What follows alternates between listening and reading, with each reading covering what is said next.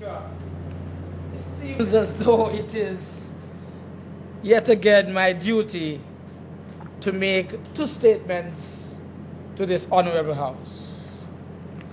Firstly, may I make a statement as the Minister of Finance on how the consultation exercise with regard to the important tax reform initiative in the introduction of the value-added tax, the VAT, or the VAT as it is called commonly.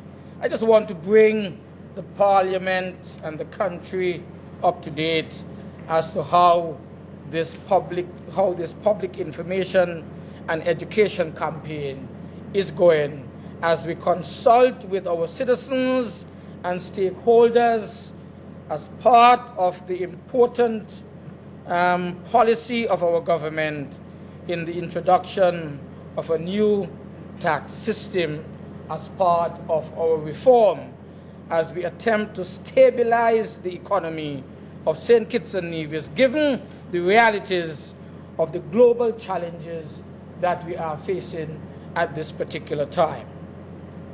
You would recall, Mr. Speaker, that the value-added tax publicity and public education campaign commenced back in April of this year. You are aware that we have established a tax reform unit which is spearheading this very important publicity and public education campaign. The unit has dialogued with a wide cross-section so far of businesses and the general public. We've had specific meetings with stakeholders. We've had so far town hall meetings, and through a series of consultations and focus group meetings with businesses in the different economic sectors, and using, of course, our radio and television discussions in both St. Kitts and Nevis, this publicity and public education campaign has been on its way. I also wish to inform you that you can go online and look at our website with regard to this activity anytime and be updated with the relevant information that has been presented. You can also, at public places, find leaflets, booklets, pamphlets that bring you up to date as to exactly what is happening in this regard. I used to say specifically that to reach out to stakeholders who are unable to attend any of the town hall meetings, the unit has conducted a VAT talk every Thursday morning on Sugar City Rock Talk Show Journey.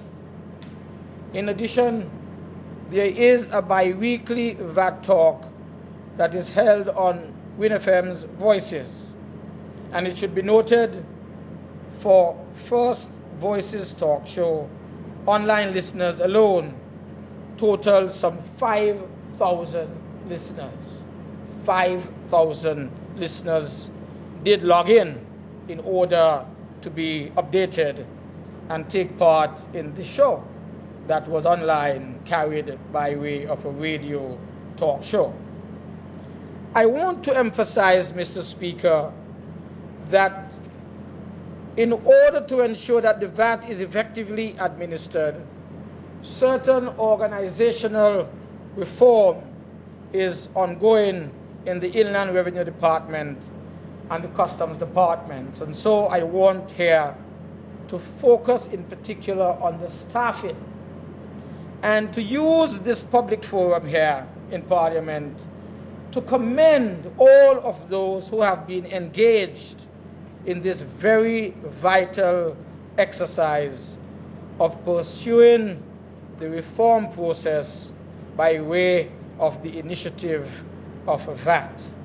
There are some young people, sometimes at 4 o'clock in the morning, when I wake up and I turn, turn on my TV, sometimes I fall asleep with it on, and there staring me in the face, a group of young, dynamic people bringing information by way of a panel discussion on ZIZ TV on the VAT.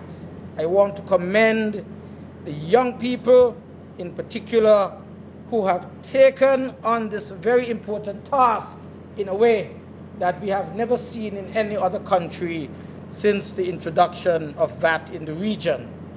But I want to challenge them that our young students at the Clarence Fitzroy Bryan College are asking, when are they going to be part of this exercise? When are they going to be initiated so that they can join the various groups that are going around the islands in town hall meetings and lend of their support by way of bringing information and sharing information with the citizens of this country on this very vital tax reform initiative of VAT introduction. I want to say that we have put in place operational committees, and they have been set up in both departments to specifically address VAT implementation issues. Additional staff is being assigned to join the tax reform unit to assist in the execution of its mandate. We have, for example, the tax reform team. It currently consists of 12 staff members. The unit would consist of an audit section, collection section, and refund section. The taxpayer services section within the Inland Revenue Department would be expanded and modernized to specifically address VAT issues of our stakeholders. 12 additional auditors are scheduled to join the unit on June the 21st of this year, 6 of whom are from St. Kitts, and another 6 are from the island of our sister island of Nevis. What about training, Mr. Speaker? Where are we in terms of training? There is a core group of officers from the unit who have already received training in the management of the VAT system. Training is also being provided for the new pool of officers expected to join the Inland Revenue Department to assist in the VAT administration. There is a basic VAT training course for all new staff and other officers from the Inland Revenue Department and Customs and Excise Department, and this is scheduled to commence on June the 21st and will take place over a period of days until June the 26th.